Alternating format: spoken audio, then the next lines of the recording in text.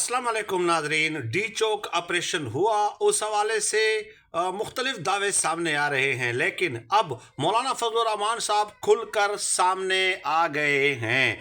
उन्होंने चंद बयानात दिए हैं जो कि यकीनन तहरीक इंसाफ के लिए हौसला अफजा हैं। मौलाना फजल रहमान साहब ने कहा कि पहले आप मुजाहिरीन को आने देते हो, सियासी मुजाहिरीन को आने देते हो, रास्ते खोल देते हो और फिर ऐलानात करते हो कि आपका हक है एहतजाज करना, लेकिन फिर गोली चलाते हो। और फिर मौलाना फजल रहमान साहब ने कहा कि पहले आप गले मिलाते हो और उनसे कहते हो कि आप पुरअमन रहें, आपको कुछ नहीं कहा जाएगा, और उसके बाद फिर आप गोली चलाते हो। ये बहुत बड़ी स्टेटमेंट है मौलाना फजल रहमान साहब की जानिब से।